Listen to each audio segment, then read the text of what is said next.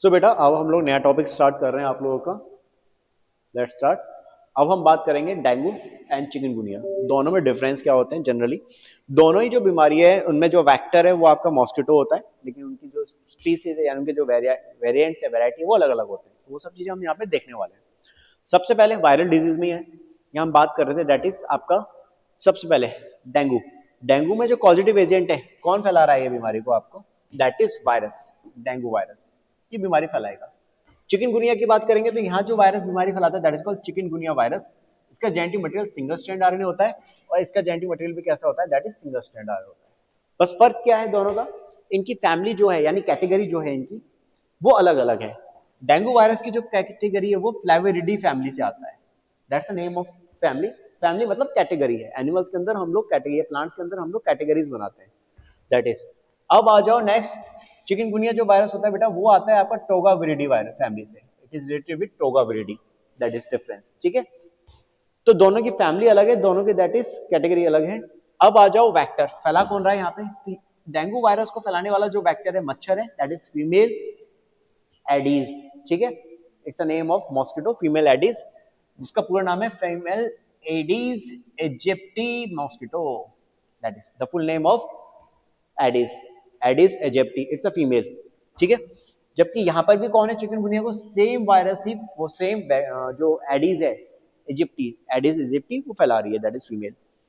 अगर हम बात करें इंक्यूबेशन का, तो यहाँ पे इंक्यूबेशन पीरियड जो होता है वो होता है 5 फॉर अ वीक, हफ्ते भर का होता है, 5 to 7 डेज का। और यहाँ जो इंक्यूबेशन पीरियड होता है वो 2 से 10 दिन का हो सकता है, 2 दिन से लेकर 10 दिन। सर ये इंक्यूबेशन पीरियड क्या होता है? इंक्यूबेशन पीरियड मतलब ऐसा टाइम जिसमें कि कोई भी माइक्रोब जब आपकी बॉडी में आएगा तो पहले वो बीमारी नहीं करेगा, वो पहले अपने नंबर्स बढ़ाता है। तो जितने टाइम तक वो अपने नंबर बढ़ा रहा है that period is called the incubation period. जिस भी बीमारी का इंक्यूबेशन पीरियड जितना ज्यादा होगा वो बीमारी उतनी ज्यादा डेंजरस होगी, that will be very harmful. Got it? Clear ये वाली बात? नाउ अब आ जाते हैं बैक्टीरियल डिजीज की। We are going to discuss about bacterial. तो बैक्टीरियल डिजीज में एनसीईआरटी जो बता दी है पहले वो है प्लेग के बारे में, जिसको हम ब्लैक डेथ बोलते हैं। Plague that is known as the black death. कौन फैलाएगा bacteria? That is Yersinia pestis, that's the name of आपका बैक्टीरिया जो ये बीमारी फैला रहा है, पैरासाइट है। कहाँ मिलता है? ये आपको चूहे में मिलेगा, रेड फ्लीज इनमें मिलेगा। इसका जो नाम है that is called xenophiles, Xenopsylla cheopis. ठीक है, that is the name of this red flea, इसका साइंटिफिक नेम है ये। ठीक है, आगे आ जाते हैं सिम्टम्स क्या है प्लेग के। तो पहले तो सबसे पहले क्या होगा? लिम्फ नोड जो है, एक्सिलरी लिम्फ नोड्स, उनका साइज बढ़ जाएगा, इंक्रीज हो जाएंगे। एक्सिलरी लिम्फ नोड्स का क्या हो गया बेटा? साइज इंक्रीज हो गया। This is the first symptom. उसके बाद नेक्स्ट अगली चीज क्या देखने को मिलेगी आपको? यहाँ पे स्किन के ऊपर पैचेस नजर आएंगे, red patches. You will see the red patches on skin. ठीक है, जो आगे चल के कैसे हो जाते हैं? ब्लैक हो जाते हैं। So these are the symptoms of plague. इसलिए बोल रहे हैं चूहों के थ्रू ये बीमारियां फैलती हैं। प्लेग जो होती है, जो चूहे रेड फ्ली है उसका scientific name Xenopsylla cheopis, that's scientific name. जो आपका प्लेग फैलाएगा पैरासाइट जो है वो आपका bacteria, that is Yersinia pestis. इसमें सिम्टम्स क्या होंगे? तो पहले तो आपका जो एक्सिलरी लिम्फ नोड से बेटा उसका साइज इंक्रीज हो गया। दूसरा, इसमें शुरुआत में आपके रेड पिगमेंट्स होंगे, रेड पैचेस नजर आएंगे जो आगे चल के कैसे नजर हो जाते हैं? ब्लैक हो जाते थे, इसलिए ब्लैक डेथ बोल रहे हैं इसी को। ठीक है, अब आ जाओ दूसरा, एक और है आपका, दैट इज ये जो है आपका बैक्टीरियल डिजीज फैलाने वाला जो आपका प्लेग को एक और ऑर्गेनिज्म है जो उसको फैलाता है, दैट इज सैल्मोनेला टाइफीम्यूरियम। टाइफीम्यूरियम जो है ना, ये वाला बैक्टीरिया सेम टाइफाइड भी कॉज करता है, it also cause the typhoid. अब है डिप्थेरिया, नेक्स्ट डिजीज। डिप्थेरिया जो है वो फैलेगी बेटा Corynebacterium diphtheriae, this is the scientific name, Corynebacterium diphtheriae. ठीक है, किसका? डिप्थेरिया का। अगर सिम्टम्स की बात करेंगे तो क्या होगा आपको देखने को मिलेगा? फीवर, आपका थ्रोट जो है उस पर असर होगा, दैट इज, और सफोकेशन आपको बहुत ज्यादा फील होगी। These are the symptoms of diphtheria. Okay, आगे बढ़ते हैं, कम टू द नेक्स्ट। अब प्रोटोजोन डिजीज की बात करते हैं। Let's talk about the protozoan disease. Protozoan disease में जो आपका नाम दे रखा है वो मलेरिया है, जिसमें आपका आता है दैट इज प्लाज्मोडियम, जो एक बीमारी फैलाता है प्लाज्मोडियम। उसकी भी अलग अलग स्ट्रेन है, अलग अलग वैरायटी है। तो that is Plasmodium that will transfer this disease. ठीक है, इसकी भी अलग अलग वैरायटी, जिसमें हमने 3 सबसे मेन है। सबसे खतरनाक जो हम बात करेंगे, सबसे ज्यादा फैलाने वाली, सबसे ज्यादा खतरनाक जो होती है दैट इज प्लाज्मोडियम फैल्सीपैरम। ये सबसे ज्यादा खतरनाक है। ठीक है, ठीक है, that is malignant tertian malaria it cause, ये सबसे फैटल, सबसे ज्यादा खतरनाक है, जानलेवा जिसको हम कहते हैं, सबसे ज्यादा होती है। इसके परसेंटेज कितने 30 to 40% होने के चांसेस होते हैं इस बीमारी के। सबसे ज्यादा कॉमनली जो हमें मलेरिया देखने को मिलता है वो कौन फैलाता है, प्लाज्मोडियम वाइवेक्स, ये सबसे कॉमन मलेरिया है, दैट इज बेनाइन टर्शियरियन मलेरिया। और सबसे कम मलेरिया जो देखने को मिलता है प्लाज्मोडियम मलेरी, इसके थ्रू देखने को मिलता है, दैट इज कॉल्ड 1% चांस होते हैं क्वार्टेरियन मलेरिया, दैट इज क्लियर बात। अब आ जाओ अगली चीज बेटा, लाइफ साइकिल कैसी होती है प्लाज्मोडियम की, तो सी एक चीज समझना, प्लाज्मोडियम की लाइफ साइकिल बेटा दो होस्ट में कंप्लीट होती है, एक होस्ट तो उसका होता है दैट इज फीमेल और मॉस्किटो एनाफिलीज, और दूसरा जो होस्ट होता है वो होता है ह्यूमन, ठीक है। चलो तो बेटा अगर हम इसकी लाइफ साइकिल की बात करें तो लाइफ साइकिल कैसी, इसकी डाइजेनेटिक है, डाइजेनेटिक मतलब दो होस्ट के अंदर कंप्लीट होती है, इसकी लाइफ साइकिल दो होस्ट में कंप्लीट होती है, इसलिए ऐसे ऑर्गेनिज्म जिनकी लाइफ साइकिल दो होस्ट में कंप्लीट हो दे आर कॉल्ड डाइजेनेटिक, उसको बोलते हैं। तो पहला जो होस्ट होता है वो कौन है इसका, that is female mosquito Anopheles. यहां पर इसको क्या देखें, यहां पर कौन सा रिप्रोडक्शन होगा, देखो ये दो तरह से रिप्रोडक्शन करता है, असेक्सुअल भी करता है सेक्सुअल भी करता है। असेक्सुअल ह्यूमंस के अंदर करेगा, sexual that is mosquito female mosquito के अंदर करेगा, तो यहां पे रिप्रोडक्शन इसमें कैसा होगा, सेक्सुअल होगा, दूसरा इंपॉर्टेंट पॉइंट है, ठीक है। नाउ यहां कहां मिलता है ये सबसे पहले मिलेगा आपका दैट इज गट में, जहां ये फर्टिलाइज करके क्या बनाएगा अपने जाइगोट प्लाज्मोडियम, ठीक है। उसके बाद जाइगोट से क्या बनेंगे इसके ऊकानाइट दैट इज डिप्लॉयड, ऊकानाइट से क्या बनेंगे आपके दैट इज oocyst, क्या बनेंगे oocyst, क्या बात समझ में आ रही है। तो जब ये आपका फर्टिलाइज कहां करेगा, फर्टिलाइज करेगा ये गट में, सेक्सुअल प्रोडक्शन हुआ गट के अंदर जहां इसने फर्टिलाइजेशन किया, फर्टिलाइजेशन करके जाइगोट, जाइगोट से बना ऊकानाइट, ऊकानाइट से बना oocyst, oocyst जो होते हैं वो स्टमक में जाके स्टोर हो जाते हैं, that will store inside the stomach, यहां जाके स्टोर हो गए। अब उसके बाद जब ये फीमेल मॉस्किटो एनाफिलीज जो है किसी भी पर्सन को बाइट करेगी काटेगी, that is the secondary host होगा, वो उसका क्या होगा सेकेंडरी होस्ट। तो जब ये इस किसी ह्यूमन को काटेगी तो सलाइवा के थ्रू ये जो oocyst कहां चले गए, उस ह्यूमन के अंदर चले गए, क्या बात समझ में आ गई यहां तक, क्लियर। अब इसके बाद बेटा जैसे ये अंदर आएंगे oocyst सबसे पहले कहां जाएंगे आपके लिवर, कहां पहुंचेंगे लिवर में, वहां नंबर बढ़ाएंगे, एसेक्सुअल रिप्रोडक्शन करेंगे, लिवर सेल में क्या करेंगे अपना दैट इज एसेक्सुअल प्रोडक्शन करेंगे, जिसको हम क्या बोलते हैं यहाँ पे स्पोरोजोइड्स, क्या बोल रहे थे इसको स्पोरोजोइड। ये जो oocyst थे जब आपके अंदर आए ह्यूमन के अंदर तो इनको क्या नाम पड़ा स्पोरोजोइड्स, क्या नाम दे दिया स्पोरोजोइड। अब बात को समझना, ये स्पोरोजोइड जब आपके लिवर में आए, लिवर में आएंगे ब्लड के थ्रू, वहां स्टोर होंगे, वहां पे अपने नंबर्स बढ़ा रहे हैं शुरुआत में, तो ये जो स्टार्टिंग में नंबर बढ़ा रहे थे दैट इज क्या बोलेंगे zygotene stage, that is known as zygotene stage, clear बात बेटा यहां तक। उसके बाद देन उस लिवर से जब ये अपने नंबर बढ़ा लेंगे स्पोरोजोइड्स तब बाहर आ जाएंगे लिवर से, जब बाहर आते हैं तो इनका नंबर बहुत ज्यादा हाई होता है, जिसको बोलते हैं मीरोजोइड्स, क्या बोलते हैं मीरोजोइड्स, क्या बात समझ में आ रही है। बाइट किया मच्छर ने हमें, दैट इज क्या एंटर कराए हमारे अंदर अपने सलाइवा के थ्रू स्पोरोजोइड्स, जब स्पोरोजोइड्स अंदर आ गए तो वो कहां पहुंचे लिवर, जहां एसेक्सुअल रिप्रोडक्शन करेंगे और नंबर बढ़ाएंगे, स्टेज को बोलेंगे साइजोन स्टेज। उसके बाद जब नंबर बढ़ जाएंगे तब लिवर से बाहर आएंगे, तब बोलेंगे इनको मीरोजोइड, मीरोजोइड बाहर आए उसके बाद ये क्या करेंगे आपके ब्लड में आएंगे, ब्लड में आके क्या करेंगे आरबीसी को रप्चर कर देंगे, जब आरबीसी रप्चर होंगी तो एक केमिकल रिलीज करेंगे, क्या हीमोजोइन केमिकल रिलीज होगा, जिसकी वजह से हाई फीवर आता है, दैट इज वो आपको शिवरिंग होती है, बहुत ठंड लगती है, दैट इज इसी हीमोजोइन की वजह से लगता था। क्या ये बात समझ में आ गई बेटा यहां तक, कोई डाउट, एक पॉइंट और रह गया था। oocyst कहां स्टोमक होते थे, स्टमक में, फिर मैंने बताया ना कि जब आपके मच्छर बाइट करते हैं, फीमेल मच्छर जब बाइट करेगी तो क्या रिलीज करेगी स्पोरोजोइड, तो oocyst ही थे जो आगे चल के किसमें कन्वर्ट हो रहे हैं स्पोरोजोइड्स में, यहाँ मियोसिस होगी और क्या बनेंगे स्पोरोजोइड जो सलाइवरी ग्लैंड्स के अंदर प्रेजेंट रहेंगे, क्लियर बात बच्चे यहाँ तक। तो ये भी चीज पूरी समझ में आ चुकी है। यहाँ यू कैन सी कि दो लाइफ साइकिल, इसकी लाइफ साइकिल दो होस्ट में कंप्लीट हुई, एक आपके मच्छरों में फीमेल मच्छर दैट इज एनाफिलीज, और दूसरे ह्यूमन के अंदर, ह्यूमन के अंदर रिप्रोडक्शन कौन सा होगा सर एसेक्सुअल होगा, एंड फीमेल एनाफिलीज में कौन सा होगा सर सेक्सुअल रिप्रोडक्शन होगा, क्लियर। चलो आगे बढ़ते हैं, now come to the next. अब बात करते हैं amoebiasis, let's talk about amoebiasis. तो यहाँ पे तुम्हारा एनसीईआरटी में दो अमीबायोसिस हैं, एक तो आपके बैक्टीरिया के थ्रू होने वाली और एक आपकी दैट इज प्रोटोजोआ के थ्रू होने वाली। तो क्लियर कर दिया जाएगा अगर क्वेश्चन पूछेंगे बैक्टीरियल है या फिर अमीबा प्रोटोजोआ के थ्रू होने वाली है। तो यहाँ पे हम बात कर रहे हैं अमीबायोसिस, अगर अमीबायोसिस आ रहा है तो दैट इज अमीबा के थ्रू होने वाली है, प्रोटोजोआ के थ्रू होगी। तो यहाँ पे प्रोटोजोआ कौन सा है आपका, entamoeba histolytica, that's the name of protozoa जो ये बीमारी कॉज कर रहा है। इन्फेक्शन कहाँ होगा सर, लार्ज इंटेस्टाइन में होगा। ठीक है, कंटामिनेट कैसे होगा, क्या किसको चीज को मतलब आपकी बॉडी में ट्रांसफर कैसे होंगे, ये कंटामिनेटेड फूड या कंटामिनेटेड वाटर, उसके थ्रू ही आपकी बॉडी के अंदर ट्रांसमिट होंगे, आपकी इंटेस्टाइन लार्ज इंटेस्टाइन को इन्फेक्ट करेंगे। दैट इज प्रोटोजोआ नाम क्या है, एंट अमीबा हिस्टोलिटिका। तो ये चीज मैंने यहाँ समझा रखी है डायग्राम में, कि जैसे कि यहाँ पे बताया बेटा कि यहाँ पर जो आपके ये क्या है इसके बेटा शुरुआत में, दैट इज ये आपका that is ant amoeba histolytica के स्पोर्स टाइप के, समझ लो स्पोर्स टाइप के। इसके अंदर क्या होते हैं बेटा, न्यूक्लियस होते हैं, कितने होते हैं सर, 4 होते हैं, टेट्रा न्यूक्लिएटेड सिस्ट बोलते हैं। ये ह्यूमन के अंदर इन्फेक्शन कॉज करने की इसकी स्टेज है कि शुरुआत में एंट अमीबा हिस्टोलिटिका के अंदर 4 न्यूक्लियस होंगे, जब ये 4 न्यूक्लियस आ जाते हैं इसको कहते हैं टेट्रा न्यूक्लिएटेड स्टेज, जो कि ह्यूमन की के अंदर क्या है, इन्फेक्टेड स्टेज है, it's the name of infected stage.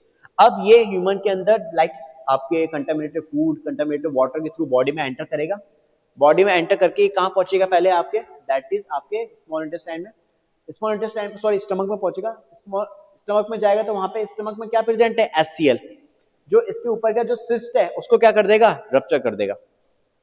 तो अंदर क्या आ गए, ये इसके स्पोर्स से आ गए, दैट इज ठीक है। अब ये यहां से ट्रांसफर होके कहां पहुंचेंगे आपके फाइनली लार्ज इंटेस्टाइन में, क्लियर।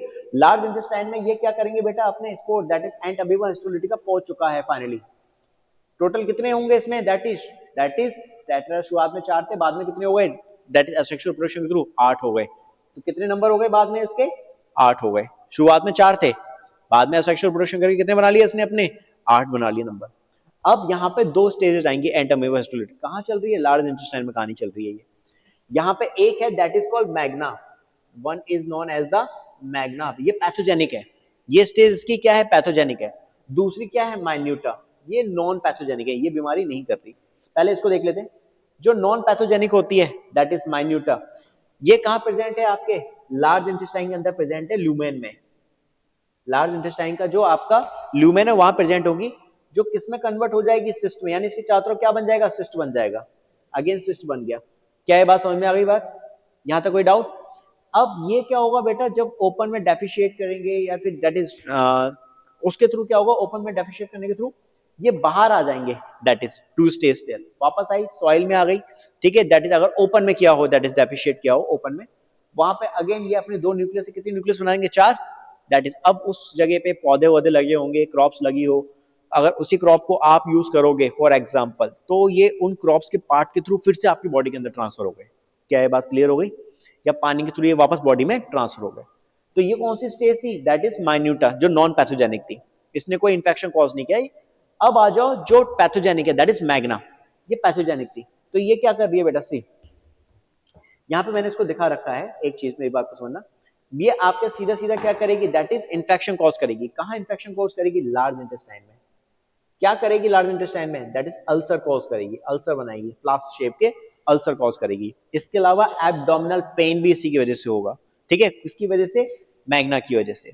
और इसके अलावा जो स्टूल है दैट इज उसमें क्या होगा, जब दैट इज स्टूल में म्यूकस के साथ साथ ब्लड भी आएगा, तो that is the symptoms of the ant amoeba histolytica, कि जब वो आपको अमीबाइसिस करेगा तो ये सिम्टम्स आपको देखने मिलेंगे। इसकी भी कौन सी स्टेज से हो रहा है, दैट इज मैग्ना से हो रहा है। क्लियर ये वाली बात। अच्छा, इसमें एक चीज और मैंने बताई थी कि जब ये आपका किसमें कन्वर्ट हो जाता है, जो आपका माइन्यूट है बेटा, वो आपके इस शेप में कन्वर्ट हो जाता है, दिस इज द शेप, कुछ इस तरह की कॉनिकल फ्लास्क जैसी शेप होती है, जिसके अंदर इसका अपना फूड वैक्यूल होगा, आरबीसी होंगे, डब्ल्यूबीसी होंगे, टिश्यूज होंगे, दैट इज किसके, होस्ट के होंगे। ये बाहर आता है फिर, दैट इज ये बाहर वाली स्ट्रक्चर जो कहते हैं, दैट इज ये जो स्ट्रक्चर है outer structure, that is called monopodia. तो ये स्ट्रक्चर क्या होती है, बाहर की तरफ आती है, दैट इज स्टूल के through. Is it clear now, एक बार और रिपीट करना है तो tell me, is it clear, otherwise चलो बेटा। अब आ जाओ इसके बाद, we are going to understand HIV, human immunodeficiency virus, full name जो होता है, ये HIV की स्ट्रक्चर है जो आपको समझनी होती है। HIV की स्ट्रक्चर की बात करेंगे तो इसमें आपको क्या देखने को मिलेंगे बेटा, सबसे पहले तो इसमें आपको मिलेगा बेटा, सबसे पहले आउटर येलो कलर से जो दिखाया है, लिपिड की एक लेयर होगी, दैट इज लिपिड एनवेलप देखने को मिलेगा। इसके ऊपर स्पाइक्स लगे होंगे जिनको हम लोग बोलते हैं दैट इज GP 120, जिसकी वजह से एक्चुअल में क्या हो रहा है, इन्फेक्शन हो रहा है। थोड़ी देर पहले मैंने बोला भी था, वायरस का इन्फेक्शन जो होता है एक्चुअल में उसके लिए जो इन्फेक्शियस पार्ट है वो उसका स्पाइक्स है, जिसकी वजह से वो इन्फेक्शन कॉज करते हैं। तो ये GP20 कहलाते हैं, दैट इज जिसकी वजह से इन्फेक्शन कॉज करेगा। इसके अलावा क्या होगी बेटा यहाँ पे अंदर की तरफ, दैट इज वेट। इसके अलावा बेटा इसमें क्या होंगे अंदर, इसका जेनेटिक मटेरियल होगा। वायरस है HIV, ये सिंगल स्ट्रैंडेड RNA वायरस होते हैं, आई मीन रेट्रोवायरस कैटेगरी से बिलोंग करते हैं, दैट इज। तो इसमें क्या होगा, इसका अपना खुद का दैट इज जेनेटिक मटेरियल होगा, that is single strand RNA होगा, ठीक। और इसके अलावा क्योंकि ये रेट्रोवायरस है, इसमें RNA है, तो ये अपने RNA को कॉपी DNA में दैट इज रिवर्स ट्रांसक्रिप्शन कर सकते हैं। तो इसलिए इसके अंदर क्या प्रेजेंट होंगे, रिवर्स ट्रांसक्रिप्टेज एंजाइम प्रेजेंट होंगे। फिर इसके अलावा इसमें क्या होगा, इंटीग्रेज प्रोटीन होगा। ये इंटीग्रेज प्रोटीन इस जेनेटिक मटेरियल को वायरस के होस्ट के जीनोम के अंदर यानी उसके DNA के अंदर, न्यूक्लियस के अंदर इंसर्ट करवाने में हेल्प करेगा। इंटीग्रेज इसलिए बोल रहे हैं, ठीक है। देन इसके अलावा क्या प्रेजेंट होंगे, ये जो मैंने दिखाई है ग्रीन कलर से, इसके अंदर कैप्सिड प्रेजेंट होते हैं। वायरस है तो वायरस के अंदर कैप्सिड ही होगा। दो ही चीजें होती है, एक प्रोटीन और एक उसका जेनेटिक मटेरियल। प्रोटीन को ही हम लोग क्या बोलते हैं बेटा, यहाँ पे कैप्सिड्स कहते हैं, दैट इज कॉल्ड कैप्सिड। तो ये इसका कैप्सिड। देन इसके अलावा ये कैप्सिड दो टाइप का होगा, एक होगा P22, एक होगा P17। तो जो ग्रीन वाला पार्ट है इट्स P22, कैप्सिड P22 24 है सॉरी, और ये जो वाला बाहर वाला व्हाइट कलर का पार्ट है वो है P17। नाउ इसके अलावा फाइनली इसमें क्या प्रेजेंट होंगे, प्रोटीज एंजाइम, जो प्रोटीन का ब्रेकडाउन करेंगे, जो होस्ट के अंदर इंफेक्शन कॉज करेगा, तो that will do the breakdown of proteins also.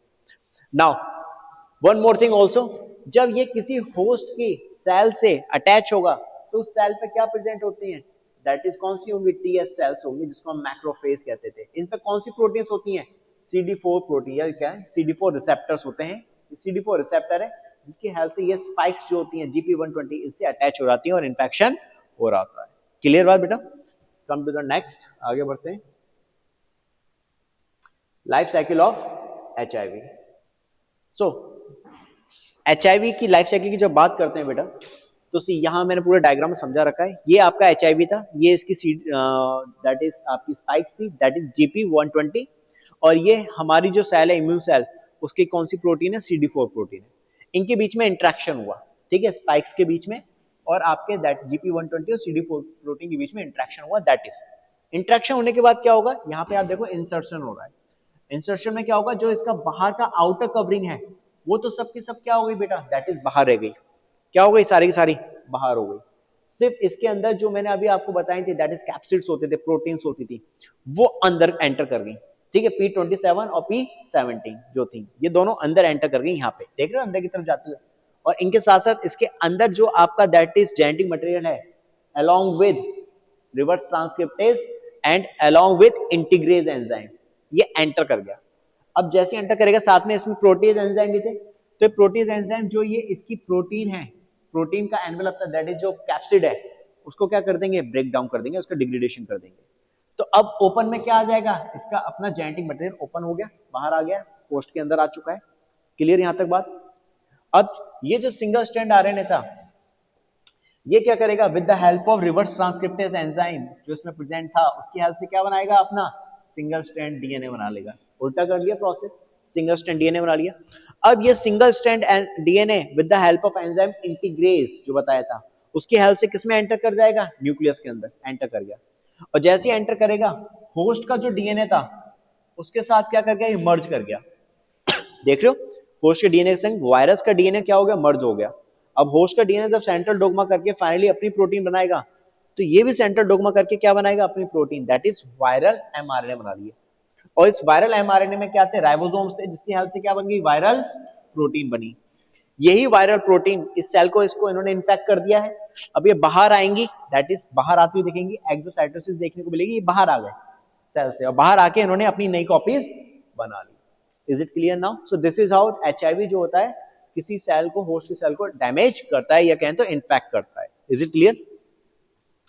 तो नाउ यहां पे कुछ चीजें हमें समझनी है। Number of TS cells in non infective person, अगर नॉन इन्फेक्टिव पर्सन की बात करें जिसमें इन्फेक्शन नहीं हुआ है, तो उसमें TS सेल्स का नंबर कितना होता है, 1200 पर mm³ होता है। वहीं पर अगर ऐसे पर्सन की बात करें जिसमें इन्फेक्शन हो चुका है, उसमें TS सेल का नंबर कितना होगा, सब मोर देन 200 mmQ होगा, दैट इज, ठीक है, इसके आसपास होगा, ठीक है, दैट इज। सो अगर आपके टीएस सेल का नंबर लगभग इसके आसपास है 200 mmQ, तो उसके बेस पे हम ये देख सकते हैं कि हाँ भाई हो सकता है इस पर्सन को दैट इज एड्स हो गया, वो अर्ली स्टेज में हो अपने, क्लियर। अब आ जाते हैं बेटा इसके बाद नेक्स्ट लास्ट डायग्नोसिस कैसे करेंगे। तो बेटा एड्स को अगर फाइंड आउट करना है, उसकी डायग्नोसिस करनी है, एचआईवी कह सकते हैं, एचआईवी पॉजिटिव है कि नहीं पर्सन, तो उसके लिए हमारे पास दो हैं। एक तो हम एलाइजा टेस्ट कर सकते हैं, जिसको हम लोग बेटा एंजाइम लिंक्ड इम्यूनोसॉर्बेंट बोलते हैं, ऐसे एंजाइम लिंक्ड इम्यूनोसॉर्बेंट ऐसे, दैट इज। या हम लोग वेस्टर्न ब्लॉटिंग करते हैं। वेस्टर्न ब्लॉटिंग हम लोग जनरली प्रोटीन्स के लिए करते हैं, that is done for the proteins, ठीक है। तो उसको फाइंड आउट करने के लिए इनके थ्रू हम लोग दैट इज इसका डिटेक्शन डायग्नोसिस कर सकते हैं, ठीक है, एलाइजा के थ्रू और वेस्टर्न ब्लॉटिंग। वेस्टर्न ब्लॉटिंग से कंफर्मेशन हो जाती है कि हाँ भाई एलाइजा पर्सन एचआईवी पॉजिटिव है या नहीं है।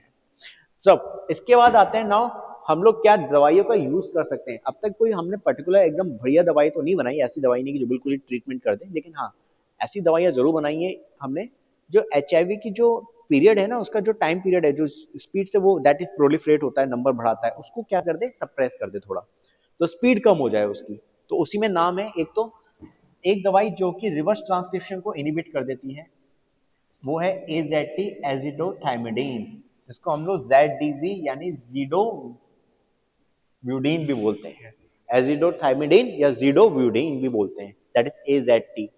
दूसरा है या तो प्रोटीज इनहिबिटर, जो आपके जिसमें नाम आता है दवाई का रिटो, that is ritonavir, that is the second name, जो प्रोटीज एंजाइम की तरह काम करती है, जो आरएन जो प्रोटीन प्रेजेंट है वायरस के अंदर, उस प्रोटीन को दैट इज डिग्रेड कर देती है। जब वायरस के प्रोटीन ही खत्म हो गया तो वो कैप्सूल जो था, जो कैप्सिड थी, वो बाहर वो खत्म नहीं होगी, और आपका उसका जो सिंगल स्टैंड आरएनए था वो ओपन नहीं हो पाएगा, बाहर नहीं आ पाएगा, क्लियर बात, दैट इज। तो ये दो दवाइयां हैं, दो तरीके हैं जिसके थ्रू हम अभी फिलहाल कंट्रोल कर सकते हैं थोड़ा बहुत, clear. Just give me 1 minute बेटा, यहाँ पे अब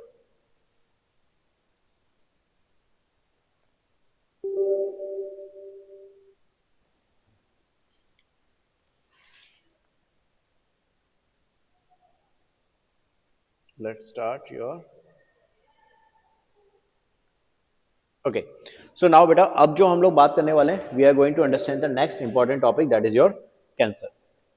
कैंसर में जनरली हम लोग ये चीज जानते हैं बेटा कि ट्यूमर होता है जिसमें कि सेल्स अनकंट्रोल मैनर में डिवाइड करने लगती हैं, एंड मेटास्टेसिस हमें देखने को मिलती है। मेटास्टेसिस यानी कि जो कैंसर सेल्स होती हैं वो एक जगह से दूसरे के मूव कर सकती हैं, दैट इज मेटास्टेसिस। तो चलो हम लोग ये चीज समझते हैं बेटा। सबसे पहले एक नॉर्मल सेल के अंदर और एक कैंसर सेल्स में फर्क क्या होता है, स्टार्टिंग हम ऐसे करेंगे। तो नॉर्मल सेल जो होती है बेटा, उसमें आपको क्या देखने को मिलेगा, सेल डिवीजन देखने को मिलेगा कंट्रोल मैनर में, सेल डिवीजन होगा कंट्रोल। जबकि कैंसर सेल्स के अंदर as I said cell division uncontrol हो जाता है। यहाँ पे कॉन्टेक्ट इनहिबिशन देखने को मिलेगा आपको। सर कॉन्टेक्ट इनहिबिशन का मतलब कि जब सेल डिवाइड करेंगी, डिवाइड करते करते जैसे दो साइड की सेल्स आपस में एक दूसरे कॉन्टेक्ट में आएंगे तो डिवीजन वही रुक जाएगा। लेकिन कैंसर सेल्स में ये कॉन्टेक्ट इनहिबिशन नहीं होता है, यानी कि दो सेल्स डिवाइड करते करते जब एक दूसरे कॉन्टेक्ट में आएंगी उसके बाद भी कंटिन्यूअसली डिवाइड करते रहेंगे तो एक ट्यूमर बन जाता है। तो वही चीज हम यहाँ डायग्राम में देख रहे हैं कि यहाँ पे क्या होता है बेटा, आपका ये सेल डिवाइड कर रही थी, यहाँ से डिवाइड करते करते इधर आई, ये सेल डिवाइड करते करते इधर आई, और जैसे एक दूसरे कॉन्टेक्ट में आई, कॉन्टेक्ट में आने के बाद ही जस्ट क्या हुआ, डिवीजन स्टॉप हो गया यहाँ पे। क्यों, दैट इज यहाँ पे क्या था आपका इन्वर्जिनेसिस, क्या है, एब्सेंट है। इन्वर्जिनेसिस मतलब यहाँ पे एक मिनट, ओके यहाँ क्या एब्सेंट है बेटा, इन्वर्जिनेसिस एब्सेंट होती है। इन्वर्जिनेसिस मतलब जैसी दो सेल्स एक दूसरे कांटेक्ट में आएंगी वहीं का वहीं क्या हो गया, उनका रिवीजन रुक गया। लेकिन वो चीज हमें यहाँ देखने को नहीं मिलती। तो यहाँ क्या है, ये इन्वर्जिनेसिस प्रेजेंट है। यहाँ पे मोटिलिटी देखने को मिलेगी, मतलब जब सेल्स एक दूसरे कांटेक्ट में डिवीजन करके आती हैं तो वो सेल एक टाइम पीरियड के लिए ही क्या है, दैट इज फंक्शनल है, उसके बाद एक टाइम के बाद वो क्या हो जाएंगे, नॉन फंक्शनल, डेथ हो जाएगी उनकी। लेकिन यहाँ चीज हमें देखने को नहीं मिलती। यहाँ कैसी होती है, कंटिन्यूअसली डिवाइड करती रहेंगी करती रहेंगी करती रहेंगी, इन्वर्जिनेसिस कंटिन्यूअसली डिवाइड होता रहेगा होता रहेगा होता रहेगा, और एक ट्यूमर बनेगा जिसको हम बाद में क्या देखते हैं, दैट इज नाम देते हैं बेनाइन, या that is called your malignant tumour. Malignant tumour में फर्क यही है, मेटास्टेसिस होती है, बेनाइन में ये चीज देखने को नहीं मिलती थी। चलो आगे बढ़ते हैं, now come to the next point. कि कैंसर सेल्स इमोर्टल क्यों है, जैसे हमने यहाँ पे देखा कि कैंसर सेल्स की डेथ नहीं होती है, तो रीजन बिहाइंड दिस इज होता क्यों है यहाँ पे, ये डायग्राम में समझना। जनरली यहाँ पे क्या होता है बेटा कि जो आपका क्रोमोसोम्स होते हैं, दिस इज द क्रोमोसोम्स, ये आपके एंजाइम यहाँ पे क्या है, टीलोमेरेज एंजाइम है, जो शुरुआत में क्या होता है, इनएक्टिव होता है। नॉर्मल सेल्स के अंदर ये टीलोमेरेज एंजाइम क्या होता है बेटा, इनएक्टिव होता है। होता क्या है इसके अंदर, ये जो क्रोमोसोम्स हैं, इन क्रोमोसोम्स के ऊपर क्या प्रेजेंट होते हैं, टीलोमियर सीक्वेंस प्रेजेंट होते हैं, ठीक है। दैट इज, ये टीलोमियर सीक्वेंस क्या होते रहते हैं बेटा, जैसे जैसे सेल डिवाइड करती जाएगी करती जाएगी करती जाएगी, तो जब सेल लगभग 50 डिवीजन कर लेती है, यानी 50 जनरेशन तक जब सेल डिवाइड हो जाती है, तो ये टीलोमियर सीक्वेंस क्या होते हैं, एब्सेंट हो जाते हैं, खत्म हो जाते हैं, यानी जनरेशन आफ्टर जनरेशन ये टीलोमियर सीक्वेंस क्या होते जाते हैं, धीरे धीरे धीरे धीरे धीरे धीरे कम होते चले जाते हैं। और जब सेल में लगभग 50 डिवीजन हो जाते हैं, तो उसके बाद ये टीलोमियर सीक्वेंस क्या हो गए, कंप्लीटली खत्म हो गए। इसके बाद क्या होता है, जैसे ही टीलोमियर सीक्वेंस खत्म हुए, सेल अपने आप ही सेल डेथ में चली जाती है, that is called your apoptosis. इस फेज में चली जाती है, यानी अब टाइम आ गया कि सेल क्या हो चुकी है, मैच्योर हो चुकी है, अब उसकी डेथ होनी है, तो वो एपोप्टोसिस प्रोग्राम में चले गई, दैट इज। लेकिन अब ये कब हुआ, जब एक नॉर्मल सेल थी, नॉर्मल सेल्स के अंदर टीलोमेरेज एंजाइम क्या थे बेटा, इनएक्टिव थे। अब जब कैंसरस सेल्स की बात करते हैं, तो वहां पर क्या होता है, ये जो टीलोमेरेज एंजाइम थे ये एक्टिव हो जाते हैं, इट विल बिकम एक्टिव। अब जैसे एक्टिव हुए, तो ये इस टीलोमियर सीक्वेंस को खत्म नहीं होने देते, कितनी भी सेल डिवाइड करे, इनफिनाइट सेल डिवीजन कितना भी होता रहे, ये टीलोमियर सीक्वेंस क्या होते हैं, एज सचेड रहते हैं, जिस वजह से एपोप्टोसिस प्रोग्राम नहीं हो पाता, ये एब्सेंट रहता है, और सेल कैसी हो जाती है, इमोर्टल हो जाती है। सो कैंसर सेल्स में हमें ये चीज देखने को मिलती है, और नॉर्मल सेल्स के अंदर हमें मोर्टिलिटी इसीलिए देखने को मिलती है क्योंकि ये टीलोमेरेज क्या था, दैट इज इनएक्टिव था। Now we got the answer कि क्यों मॉर्टल और क्यों इमोर्टल रहती हैं ये सेल्स। अब आ जा तो बेटा नेक्स्ट आगे बढ़ते हैं मैकेनिज्म की, लुक एट दैट मैकेनिज्म, कैसे ट्यूमर की फॉर्मेशन हो रही है, सी ओवर हियर। यहां ये बताया बेटा मैंने शुरुआत में, जब कोई भी नॉर्मल सेल जिसमें कैंसर नहीं था, एक नॉर्मल सेल थी, वो किसी भी कार्सिनोजन के कांटेक्ट में आ जाए, कार्सिनोजन वो फिजिकल भी हो सकता है, वो कोई कार्सिनोजन केमिकल भी हो सकता है, वो कोई बायोलॉजिकल कार्सिनोजन भी हो सकता है। कार्सिनोजन जो कैंसर कॉज करते हैं, ऐसे सब्सटेंसेस जो कैंसर कॉज करते हैं, दैट इज कॉल्ड कार्सिनोजन। तो वो फिजिकल भी हो सकते हैं, केमिकल भी हो सकते हैं, और बायोकेमिकल भी हो सकते हैं। किसी भी कार्सिनोजन के कांटेक्ट में जब नॉर्मल सेल आती है, तो उसके अंदर जो प्रोटो ऑन्कोजीन्स थे शुरुआत में, जो सेल साइकिल को क्या करते हैं, कंट्रोल कर रहे थे। शुरुआत में हर सेल के अंदर प्रोटो ऑन्कोजीन्स होते हैं जो सेल साइकिल को क्या करते हैं, कंट्रोल, यानी कि कांटेक्ट इनहिबिशन करवा रहे थे, that is cell control, cell division control manner में हो रहा था। अब ये प्रोटो ऑन्कोजीन्स जब किसी भी नॉर्मल सेल्स के कांटेक्ट में कोई कार्सिनोजन आता है, तो ये प्रोटो ऑन्कोजीन्स कन्वर्ट हो जाते हैं किसमें, ऑन्कोजीन्स में, जिसको ऑन्कोजेनिक ट्रांसफॉर्मेशन कहते हैं। अभी प्रोटो से क्या बन गए, ऑन्कोजीन्स बन चुके हैं। जैसे ही ऑन्कोजीन्स बनते हैं, ये सेल डिवीजन को कैसा कर देते हैं, अनकंट्रोल करते हैं, यानी कांटेक्ट इनहिबिशन खत्म, एंड कंटिन्यूअसली क्या होता रहेगा, सेल डिवाइड करते रहेगी, क्योंकि टीलोमेरेज एंजाइम क्या हो गया, एक्टिव हो चुका था, तो टीलोमेरेज सीक्वेंस को एज सच रहने देगा। क्लियर बात। अब यहाँ पे वही चीज हम देख रहे हैं, सी यहाँ मैंने ये डायग्राम दिखाया बेटा, इस डायग्राम के अंदर मैंने क्या दिखाया आपको, ये सेल्स दिखाई हैं जो पर्पल कलर से दिखाई हैं, दीज आर नियोप्लास्टिक सेल्स, ठीक है। ये क्या है, नियोप्लास्टिक सेल्स हैं, ये वाली शुरुआत में, दिस इज नियोप्लास्टिक सेल्स जो आपको देखने मिली है। ये ब्लड वेसल्स हैं, जो ब्लड वेसल्स आपका दैट इज आ रही हैं अंदर की तरफ, ठीक है, ब्लड लेकर आ रही हैं। अब मेरी बात को समझना, ये जो नियोप्लास्टिक सेल्स थी शुरुआत में, तो क्या हो रहा है, दैट इज डिवीजन होता जा रहा है, दैट इज कंटिन्यूअसली डिवीजन होता गया। तो शुरुआत में जो बनेगा दैट इज आपका बेनाइन ट्यूमर बनेगा, जो कैसा होता है, कैप्सुलेटेड होता है। कैप्सुलेटेड मतलब ये गोल गोल गोल गोल पर्पल कलर के देख रहे स्ट्रक्चर्स, इसके ऊपर एक पर्पल कलर की बड़ी सी मैंने एक कैप्सूल दिखा रखा है, बड़ा सा ट्यूमर दिखा रखा है, जिसके अंदर छोटी छोटी छोटी छोटी छोटी छोटी क्या है, that is neoplastic cells. Clear. तो ये जो कंप्लीट स्ट्रक्चर है, ये क्या है, बेनाइन ट्यूमर है जो कैप्सुलेटेड है, जिसमें कैप्सूल प्रेजेंट था। अब इसके बाद समझना नेक्स्ट क्या होता है, ये जो नियोप्लास्टिक सेल्स थी, ये क्या रिलीज करेंगी, आपका एक protein that is called your angiogenesis, angiogenesis factor कह सकते हो, प्रोटीन कह सकते हो, इसको रिलीज करेंगी, जिसकी वजह से क्या होगा, इसके आसपास जो एक बेनाइन ट्यूमर था, इसके आसपास ब्लड का वेसल्स का अमाउंट बढ़ने लगता है, ये बहुत ज्यादा बन जाती है, that will increase the number of blood vessels around the tumour. इस कैप्सुलेटेड ट्यूमर के चारों तरफ दैट इज बहुत सारी ब्लड वेसल्स बनने लगी, जो मैंने यहाँ डायग्राम में दिखाई है, बनने लगी। अब उससे क्या होगा, अब उससे फर्क क्या पड़ेगा बेटा, दैट इज कि ये ब्लड जितना भी ऑक्सीजन है, जो न्यूट्रिएंट्स हैं, वो सारा ब्लड आपका न्यूट्रिएंट और ऑक्सीजन लेके कहां पहुंचाएगा, इस बिनाइन ट्यूमर के अंदर जो न्यूरोप्लास्टिक सेल्स है इनको प्रोवाइड करना शुरू कर देगा, जिससे क्या होगा, आसपास की जो नॉर्मल सेल्स थी उनको ना तो ऑक्सीजन प्रॉपर मिल पाएगी ना ही न्यूट्रिएंट प्रॉपर मिल पाएंगे, तो उनकी क्या होने लगेगी, डेथ होने लगेगी। और ये क्या होने लगेगा, बढ़ने लगेगा और बढ़ने लगेगा। अल्टीमेटली क्या होगा, जो नॉर्मल सेल्स थी वो तो खत्म हो गई डेफिशिएंसी की वजह से, किसके, न्यूट्रिशन और ऑक्सीजन की, तो उनकी तो डेथ हो गई। और ये क्या होगा बेटा, अल्टीमेटली अगर ये बढ़ने लग गया बढ़ने लग गया बढ़ने लग गया तो इसकी फाइनल स्टेज क्या होती है कि जो एक कैप्सुलेटेड बिनाइन ट्यूमर था ये रप्चर हो जाता है, और उसके रप्चर होने से जो ये न्यूरोप्लास्टिक सेल्स थी ये ब्लड में फैल जाती हैं और आसपास की जो नॉर्मल सेल्स हैं उनको भी इन्फेक्ट कर देती हैं। इसी को कहते हैं मैलिग्नेंट ट्यूमर। आ गई बात समझ में, दिस इज मैलिग्नेंट ट्यूमर।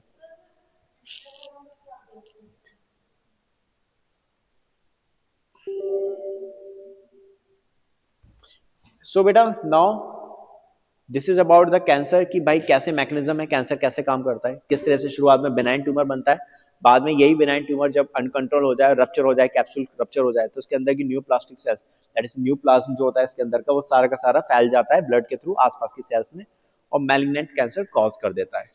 अब आ जाते हैं, कम टू द नेक्स्ट, इसके बाद सी जो चीज मैंने आपको बताई थी वो यहाँ डायग्राम में समझाइए कि ये बिनाइन ट्यूमर क्या हुआ बेटा, यहाँ पे रप्चर हो गया, जो कैप्सूल था वो रप्चर हो गया। अब जैसे कैप्सूल रप्चर हुआ, इसके अंदर जो न्यूरोप्लास्टिक सेल्स थी वो सब ब्लड के थ्रू क्या हो गई, ट्रांसफर होने लगी अलग अलग जगह पे। ठीक है, तो जैसे जैसे अलग अलग जगह ट्रांसफर होने लगी, ये कौन सा, इन्होंने मिलकर कौन सा ट्यूमर बना दिया, मैलिग्नेंट ट्यूमर बना दिया, जिसको हम क्या कह रहे हैं, कैंसर कह रहे हैं। ठीक है, एंड यही जो मैलिग्नेंट ट्यूमर है यानी ये कैंसर सेल्स है, ये ब्लड के थ्रू बाकी डिफरेंट डिफरेंट ऑर्गन्स तक फैलेंगी। The process is known as the metastasis, इसी प्रोसेस को कह रहे हैं। Clear, that is called metastasis. नहीं बेटा, benign tumour is not cancer, क्योंकि बिनाइन ट्यूमर में मेटास्टेसिस नहीं हो रही, उसमें ट्यूमर जो बना वो एक ही जगह पर रहेगा अंटिल अल्ले जब तक कि वो कैप्सूल जो उसके ऊपर है वो रप्चर ना हो, वो फाइनल स्टेज होती है उसकी। Got it. अब आ जाते हैं कैंसर के टाइप पे, तो हमारे पास कुछ टाइप है जो एनसीईआरटी ने दे रखे हैं। एक है कार्सिनोमा। कार्सिनोमा किसको बोलते हैं हम लोग बेटा, दैट इज आपका, ये ट्यूमर कहां देखने को मिलता है, आपके एक्टोडर्मिस और एंडोडर्मिस, एंडोडर्मल और ectodermal, that's the name of layer. ठीक है, यहां पे आपको देखने को मिलेगा। एक होता है आपका दैट इज कॉल्ड सार्कोलीमा, सार्कोमा बोलते हैं इसको हम लोग, ये मीजोडर्मल टिश्यू बनता है, यानी मीजोडर्म पे इसमें ट्यूमर की फॉर्मेशन होगी। और एक होगा ल्यूकेमिया, नाम से समझ में आएगा ये ब्लड कैंसर है, जिसमें कि डब्ल्यूबीसी का नंबर बहुत ज्यादा बढ़ जाता है। तो ये आपके कुछ टाइप हैं, कार्सिनोमा, सार्कोमा एंड ल्यूकेमिया। ठीक है, आगे बढ़ते हैं। नाउ बेटा अगला टॉपिक जो हम स्टार्ट कर रहे हैं वो है आपके drugs and alcohol abuse. Last chapter, इस चैप्टर का लास्ट टॉपिक है आपके ड्रग्स एंड अल्कोहल अब्यूज। तो हम जब ड्रग्स की बात करते हैं तो सी हमारे पास दो टाइप की ड्रग्स होती हैं, या हम बोले उनके इम्पैक्ट की बात करें तो दो टाइप से इम्पैक्ट डालती हैं ड्रग्स जो होती हैं, एक होती है साइकोट्रोपिक और एक होती है साइकेडेलिक। ये ड्रग्स दो टाइप के, साइकोट्रोपिक एंड साइकेडेलिक। साइकोट्रोपिक क्या होंगे बेटा, जो आपके मूड को स्विंग करेंगी, मूड अल्टरिंग मतलब मूड्स को स्विंग करेंगे बहुत जल्दी। ठीक है, जबकि साइकेडेलिक क्या होंगे, हेलुसिनोजन होती हैं। हेलुसिनोजन समझ में आता होगा, दैट इज वहम क्रिएट करती है ना आपको। अब हम साइकोट्रोपिक की बात करें तो इसमें कौन कौन से एग्जांपल है, ट्रैंक्विलाइजर, ओपियोइड्स और आपके दैट इज स्टिमुलेंट्स, ये आपके साइकोट्रोपिक है। ठीक है, इसके अलावा अगर साइकेडेलिक की बात करें तो इसमें कैनाबिनॉइड्स, धतूरा जिसको एट्रोपा बेलाडोना बोलते हैं साइंटिफिक नेम। ठीक है, और एक आपके दैट इज एलएसडी, ये हमने खुद बनाए हैं। ठीक है, एलएसडी, ये हो गए आपके साइकोट्रोपिक और साइकेडेलिक के एग्जांपल्स। साइकोट्रोपिक मूड्स अल्टरिंग यानी मूड स्विंग करेंगी, और जो साइकेडेलिक है हेलुसिनोजेनिक टाइप की होती हैं।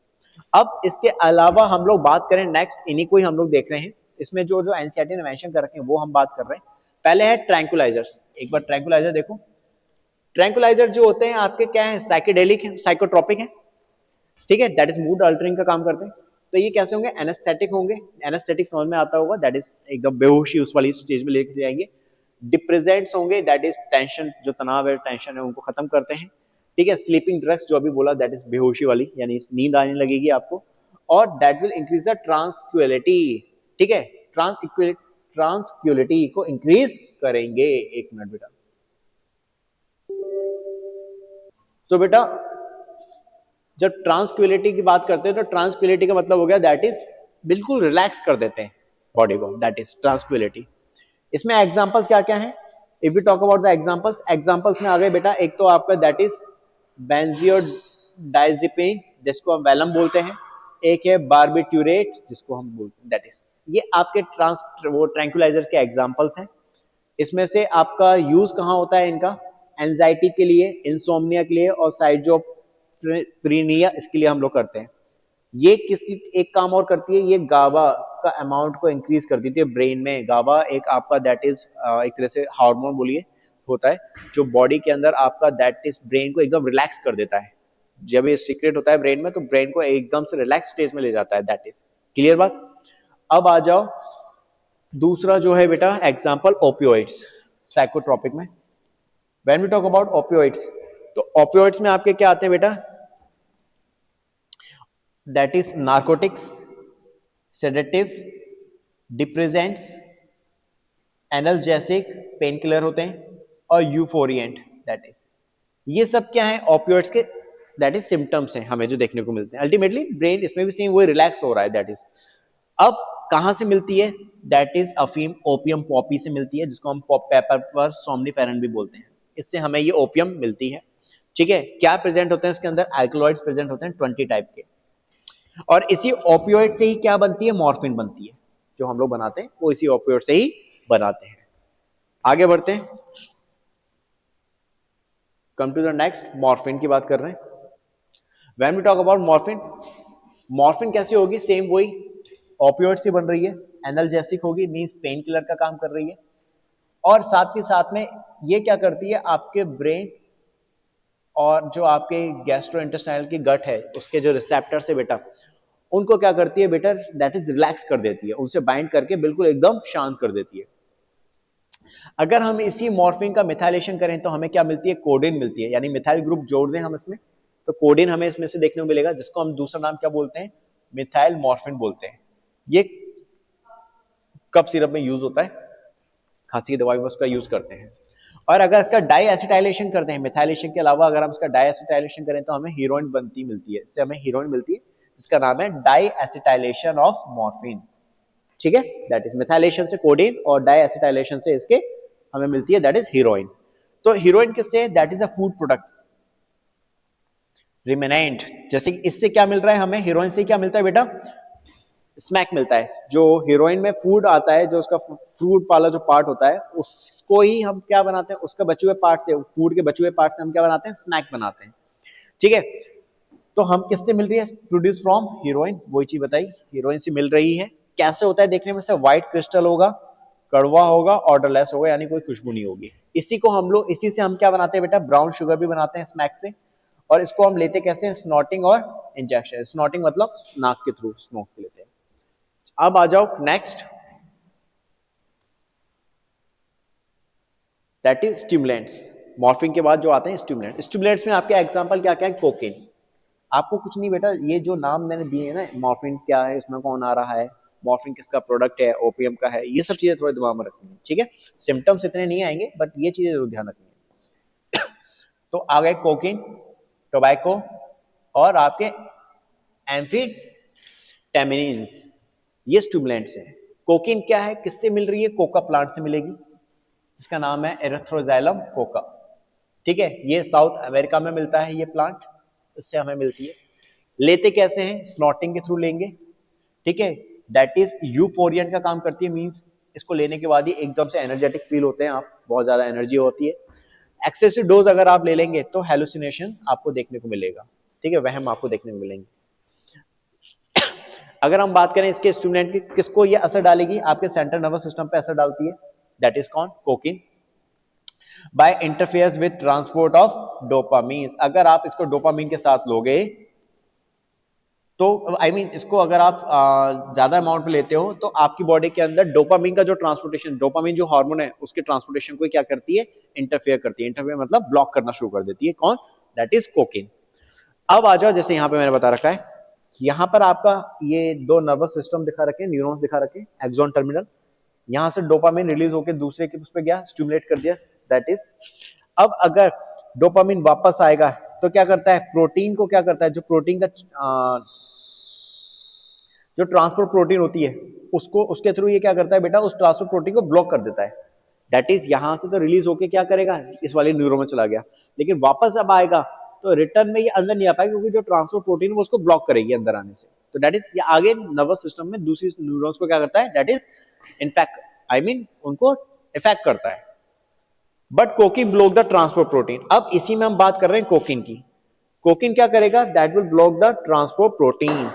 ठीक है, that will block what, transport protein.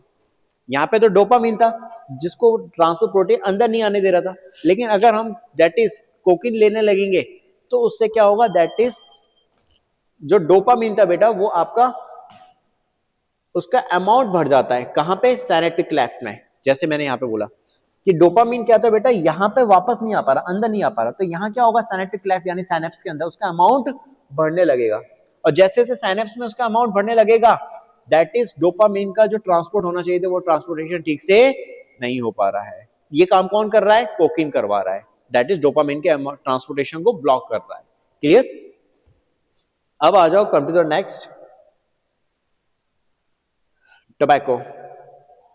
Tobacco की बात करेंगे तो इसमें क्या है आपके, ये निकोटीन टोबैको प्लांट से मिलता है, निकोटीन इसके अंदर प्रेजेंट होता है। तो ये निकोटीन एल्कलॉइड है जो इसमें प्रेजेंट होगा। कैसे लेते हैं, स्मोक के थ्रू, चबाने के थ्रू, या स्नफ सूंघने से लेते हैं, नाक के थ्रू लेते हैं। किसको स्टिमुलेट करेगा, एड्रिनल ग्लैंड को स्टिमुलेट करता है, जिसकी वजह से आपकी बॉडी के अंदर एड्रेनलिन और नॉर एड्रेनलिन का अमाउंट बढ़ जाता है। एंड ये क्या करते हैं, फिर ब्लड में ग्लूकोज के लेवल को इंक्रीज कर देते हैं। ठीक है, किससे रिलेटेड है, इसकी वजह से कौन सी बीमारियां होती हैं, सब कैंसर हो सकता है, माउथ कैंसर, लंग कैंसर आपको देखने को मिलता है इसके अंदर।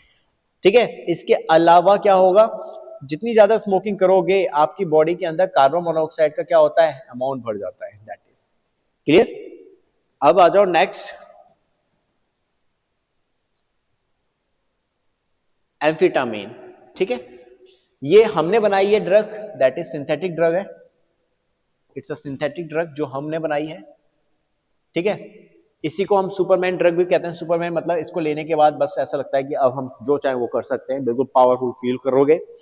ठीक है, एंटी स्लीपिंग ड्रग है, it is anti sleep drug. और आपके डॉप टेस्ट के अंदर हम इसी को ही चेक करते हैं। जब भी डॉप टेस्ट समझ में आता है एथलीट्स के रिगार्डिंग, हम लोग ये ड्रग्स के लिए एक टेस्ट करते हैं एथलीट्स के अंदर। अब एक है कैनाबिनॉइड्स, ये भी अगेन आपके हेलुसिनोजन है। इसके रिसेप्टर कहाँ प्रेजेंट होते हैं कैनाबिनॉइड्स के, आपके ब्रेन में प्रेजेंट होंगे, सेंट्रल नर्वस सिस्टम के ब्रेन में प्रेजेंट है। ठीक है, किससे हम इसको लेते हैं, कैनाबिनस सटाइवा प्लांट से लेते हैं इसको। इसी का एग्जांपल कैनाबिनॉइड का क्या है, मैरिजुआना, जो कि आपके जो फ्लावर होते हैं, ड्राइड फ्लावर कैनाबिस सटाइवा के, इस प्लांट के जो ड्राइड फ्लावर होते हैं, वो फ्लावर को सुखाने के बाद उससे हम लोग लेते हैं। That contain the active ingredient, जिसमें क्या प्रेजेंट है आपका डेल्टा 9 THC। यानी मैरिजुआना हम किससे लेंगे बेटा, ये जो कैनाबिस सटाइवा इस प्लांट के फ्लावर को सुखा लेते हैं, सुखाने के बाद उसके अंदर क्या प्रेजेंट होता है, एक इंग्रेडिएंट होता है जिसको बोलते हैं डेल्टा 9 THC, जो आपके कार्डियोवैस्कुलर सिस्टम पे क्या करता है, असर डालता है, यानी आपके हार्ट पे अटैक डालता है, हार्ट के ऊपर अटैक करता है। ठीक है, दैट इज। इसके अलावा कैनाबिनॉइड्स में भांग आ गई, फ्रेश लीफ से लेते हैं, गांजा हो गया जो कि आपके फ्लावर जो होता है इन्फ्लोरेसेंस, इन्फ्लोरेसेंस समझ में होगा, अरेंजमेंट ऑफ फ्लावर जो होता है उससे लेते हैं। चरस और हैशीश हो गए जो कि आपके रेजिनस एक्सट्रैक्ट है, यानी वो व्हाइट कलर के जो होते हैं प्रोडक्ट होते हैं उसका एक्सट्रैक्ट है ये। एंड लास्ट है बेटा LSD। When we talk about LSD, again synthetic है, हमने बनाई है ये, it's a synthetic hallucinogen, it's a synthetic hallucinogen. ठीक है, किससे ऑब्टेन होती है, फंगस से, दैट इज क्लेविसेप्स परप्यूरा, इस फंगस से हम इसे मिलते हैं। ठीक है, फंगस के कौन से पार्ट से लेते हैं, अर्गोट ऑफ फ्रूटिंग बॉडी, जो इसमें ऊपर का फूला हुआ पार्ट होता है उसको हम अर्गोट बोलते हैं फंगस में, दैट इज, उससे हम लोग दैट इज ये LSD बनाते हैं। ठीक है, so this is all about the beta chapter, this is complete over here, just give me 1 minute।